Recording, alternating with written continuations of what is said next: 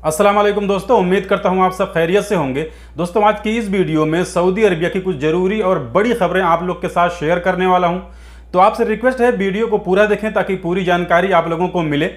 तो चलिए वीडियो को शुरू करते हैं, लेकिन वीडियो शुरू करने से पहले आपसे रिक्वेस्ट है वीडियो को अभी से लाइक कर दीजिए और चैनल को अभी तक आपने सब्सक्राइब नहीं किया तो चैनल को सब्सक्राइब करके बेल आइकन को प्रेस कर लीजिए ताकि हमारे आने वाली अगली वीडियो का नोटिफिकेशन आपको मिले। तो आज की सबसे पहली और बड़ी खबर यह है कि अरब इमारात के यानी दुबई में जो महावाणिज्य दूतावास है वहां से एक न्यूज़ आई है। उन्होंने एक जो है सूचना दी है, एक चेतावनी दी है उन सभी को जो इंडियन पासपोर्ट होल्डर हैं और उन सभी ट्रैवल एजेंसियों को जो दूसरे का पासपोर्ट लेते हैं उनका वीज़ा लगवाने के लिए, उनको दूसरे देश भेजने के लिए, और ट्रैवल एजेंसियों द्वारा जो स्टिकर पासपोर्ट के ऊपर चिपकाए जाते हैं, या तो कुछ उस पर नंबर लिखा होता है या तो वो अपनी एजेंसी का प्रचार करने के लिए पासपोर्ट के ऊपर कोई ना कोई एक स्टिकर चिपका देते हैं। तो इसके खिलाफ महावाणिज्य दूतावास ने एक वार्निंग दी है कि ऐसा बिल्कुल ना करें। और ये दोनों को वार्निंग दी गई है, जो पासपोर्ट होल्डर हैं जिनका पासपोर्ट है उन्हें भी इस चीज़ का ख्याल रखने के लिए बोला गया है, और उन ट्रैवल एजेंसियों को भी बोला गया है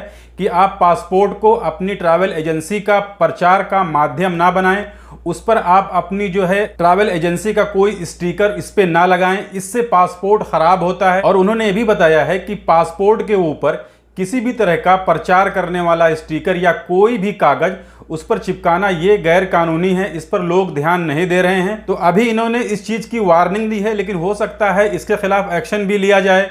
तो उन सभी पासपोर्ट होल्डर को, जो इंडियन पासपोर्ट होल्डर हैं, जो इंडिया वाले हैं, उनको इस चीज़ का ध्यान रखना है कि अपने पासपोर्ट के ऊपर किसी भी फालतू पेपर कागज़ को ना चिपकाएं और ना ही चिपकवाने दें। और ये बात सही भी है कि कोई ट्रैवल्स वाला अगर पासपोर्ट लेता है वीज़ा स्टैंपिंग कराने के लिए, आपको विदेश भेजने के लिए, तो उसके ऊपर कोई ना कोई स्टिकर, कोई ना कोई नंबर लिख देता है। अब ये लोग पता नहीं क्यों ऐसा करते हैं, उस पासपोर्ट को किसी लिफाफे के अंदर, इन्वेलप के अंदर डाल करके उसके ऊपर भी लिख सकते हैं, लेकिन वो लोग सीधा पासपोर्ट के ऊपर ही स्टिकर लगा के उसके ऊपर लिखना शुरू कर देते हैं, या तो उसके ऊपर कोई ना कोई एक रंग बिरंगा स्टिकर चिपका ही देते हैं। इसके अलावा अगली न्यूज ज़कात एंड टैक्स कस्टम अथॉरिटी की तरफ से है। जैसा कि अभी कुछ दिन पहले एक न्यूज चल रही थी, कुछ लोग ये कह रहे थे कि अब जो सैलरी मिलेगी या किसी का बोनस का पैसा होगा या किसी का फाइनल हिसाब होगा तो उसमें सऊदी हुकूमत को टैक्स देना पड़ेगा। तो इसी को लेकर के किसी ने ज़कात एंड टैक्स अथॉरिटी के ट्विटर हैंडल पे सवाल किया था कि क्या सच में जो सैलरी मिलेगी या जो बोनस मिलेगा या जो हमारा फाइनल हिसाब होता है, यानी जब हम घर जाते हैं फाइनल एग्जिट,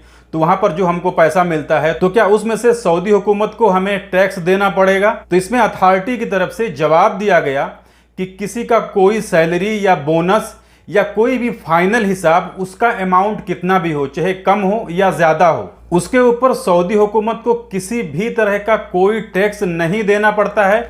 और ये जो न्यूज़ चल रही थी ये एक अफवाह थी, ये एक रूमर था। इसके अलावा अगली जानकारी आजिल न्यूज के मुताबिक सऊदी अरबिया के अंदर एक सऊदी शहरी को ऑनलाइन फ्रॉड करने के जुर्म में गिरफ्तार किया गया है। ये सऊदी शहरी जालसाजी करके, लोगों के साथ फ्रॉड करके ऑनलाइन उनके अकाउंट से पैसा चुरा के अपने अकाउंट में ट्रांसफर कर लेता था, और उसके पास से 1 लाख रियाल बरामद भी हुआ है। तो ये वही लोग होते हैं जो आपको कॉल करते हैं, आपसे आपका पर्सनल डेटा मांगते हैं, आपका इकामा नंबर मांगते हैं, कोई OTP आपके मोबाइल नंबर पे आता है तो उसको पूछते हैं, और जब कोई इनके बहकावे में आ जाता है, इन्हें बता देता है ये सारी पर्सनल चीज़ें, फिर उनका अकाउंट हैक करके उनके अकाउंट से पैसे चुरा लिए जाते हैं। इसके अलावा सऊदी नारकोटिक्स टीम ने 5 लाख से ज्यादा नशे वाली गोलियों की स्मगलिंग को नाकाम किया है। ये सारी गोलियां लिफ्ट के स्पेयर पार्ट में छुपा के लाई जा रही थी, लेकिन यहाँ पर ऐसी मशीन लगी है स्कैनिंग वाली कि आप कहीं भी छुपा लो तो वो इनको पता चल जाता है। इससे पहले भी सऊदी अरबिया के अंदर नशे की गोलियों की स्मगलिंग की कोशिश की गई है। कभी ये लोग ऑरेंज के अंदर छुपा के लाते हैं, संतरे के अंदर, कभी और किसी चीज़ में, लेकिन आज जो न्यूज़ आई है उसमें जो लिफ्ट होती है उसका जो स्पेयर पार्ट्स होते हैं, वो जो मशीनरी होती है उसके अंदर छुपा के लाई जा रही थी। इसके अलावा एक भाई का सवाल है कि विजिट वीज़े पर आ करके कोई उम्रा कर सकता है या नहीं कर सकता है। तो देखिए, विजिट वीज़े पे आने के लिए जैसा कि अभी यहाँ का कानून है कि कोई भी विजिट वीज़ा होल्डर हो या उम्रा वीज़ा होल्डर हो, उसे अपना इंश्योरेंस करा के आना पड़ेगा, ताकि अगर यहाँ पर आके कोई प्रॉब्लम होती है कोरोना से मुताल्लिक तो उसका कवर उसमें किया जाए। और दूसरी चीज़, विजिट वीज़े पर भी उम्रा किया जा सकता है। उसके लिए तवक्कलना एप्लीकेशन से या एतमरना एप्लीकेशन से परमिट बुक करना पड़ेगा, जिसे सबको करना पड़ता है, चाहे यहाँ पर कोई मुकीम हो, इकामा होल्डर हो या कोई बाहर से आ रहा हो। तो ये फॉर्मेलिटी सबको पूरा करना पड़ता है। तवक्कलना से या एतमरना एप्लीकेशन से आप जो है उम्रा परमिट बुक करके उम्रा कर सकते हैं। इसके अलावा बांग्लादेश के अंदर जो रोहिंग्या के लोग हैं, जो रिफ्यूजी हैं, उनके लिए शाह सलमान फाउंडेशन से 2600 इफ्तार बास्केट जो है उनमें तकसीम किया गया है, जिसमें 13,000 परिवार को, 13,000 फैमिली को इस बास्केट के तकसीम से फायदा होगा। इसके अलावा जैसा कि आप लोग को पता भी होगा कि सऊदी हुकूमत जो है उन लोग के लिए घर भी बना के दे रही है। उसका वीडियो मेरे पास ऑलरेडी पड़ा हुआ है, लेकिन उसको मैं अपलोड नहीं कर पा रहा हूं। तो जिस तरह बांग्लादेश के अंदर ज्यादातर घर जो बनता है वो तकरीबन लकड़ी का होता है, बाम्बू का होता है, तो उन्हीं सब चीजों से इनके लिए भी घर बना के दिया जा रहा है। उसका वीडियो मेरे पास ऑलरेडी है, मुझे टाइम मिलेगा तो उसको थोड़ा सा एडिट करके मैं अपलोड जरूर करूंगा।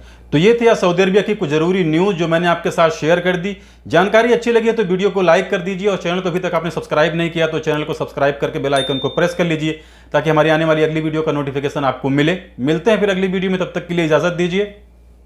खुदा हाफिज।